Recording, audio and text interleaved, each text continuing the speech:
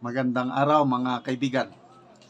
Pag-usapan natin ang pinaka-latest post ni Pangulong Bongbong Marcos Jr. sa kanyang official Facebook page.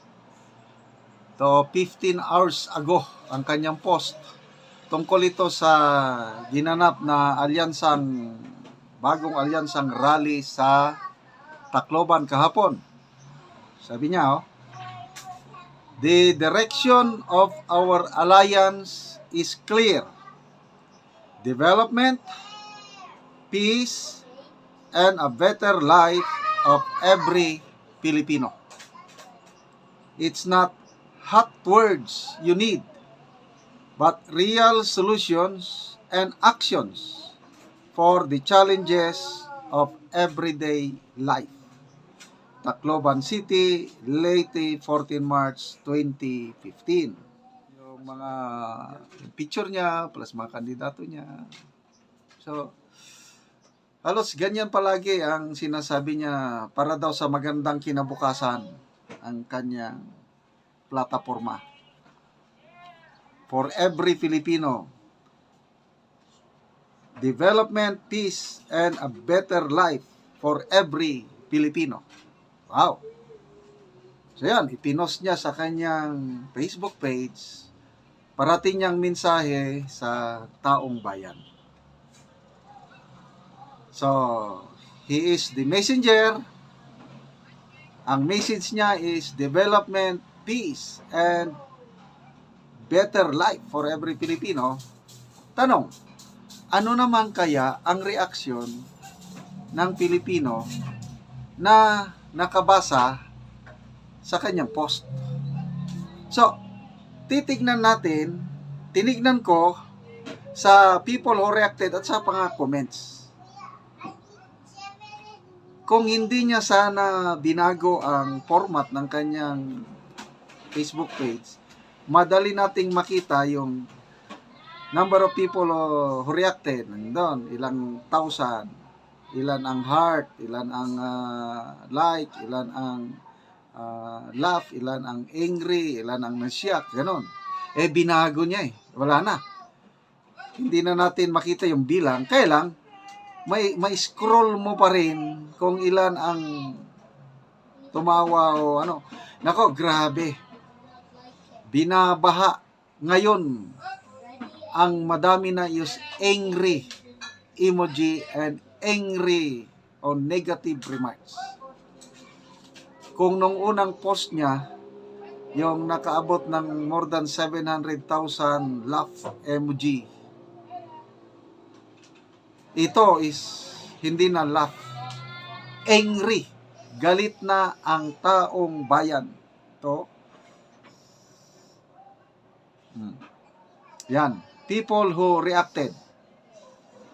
Yung mga normal account is, makikita mo yung number dito, nakalagay, Bongbong Marcos can see the total number of reactions to this post. Siya lang nakakaalam. Tayo, hindi nakakaalam. Kaya lang, makikita mo dito, kung kayo mismo makikita nyo, punong-puno yan ng punong-puno yan ng angry. Libo-libo na ito. Sinubukan kong binilang. Kaya lang, nag-surrender na ako dahil hindi ko mabilang sa dami. I'm sure, ito, magwawan din na. Baka abot na, sobra 100,000 na ito.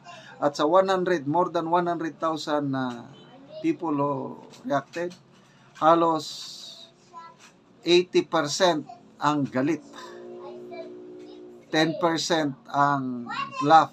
And then the remaining, kakaunti ang nag-like at saka nag-heart. Grabe, puno.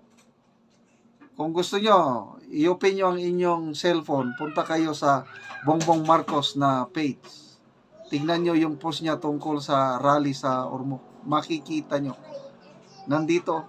Grabe. Puno. Galit. Yung nakaganon yung mata, nanlilisik yung mata. So yung dati, tinatawanan lang siya. Ngayon, galit na. Okay? So,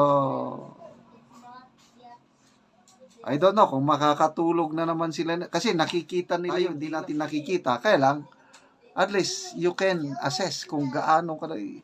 Ang tagal ko nang ganon. Talagang hindi maubos yung nakalagay. Then, comments. Grabe. Wala pa akong nabasang positive comments dito sa post niyang ito. Magbasa lang tayo. Sharon Rose Dacera. Huwag nyo itago si Madam Lisa Araneta Marcos. Kumusta na kaya ang unang ginang? Nasaan na siya ngayon? Galit ang halos Pilipino sa buong mundo sa alyansa mo. Annex, kayunong. Excuse me. Abnormal siguro ang mutuo og mosalig aning bongit. Testingi kampanya dere Mindanao. Subukan mong magkampanya sa Mindanao, sabi niya. Agila ng Mindanao. Bongbong Marcos sang ayon magsaya. Sa ngayon, huwag kang magsaya. Antayin mo, pagbagsak mo, di ka na makakabangon. Angeline Oliveros. Like father, like son, indeed. Time is the ultimate truth teller. Luchi Mangas, impeach BBM. Leah Jane Sarabia.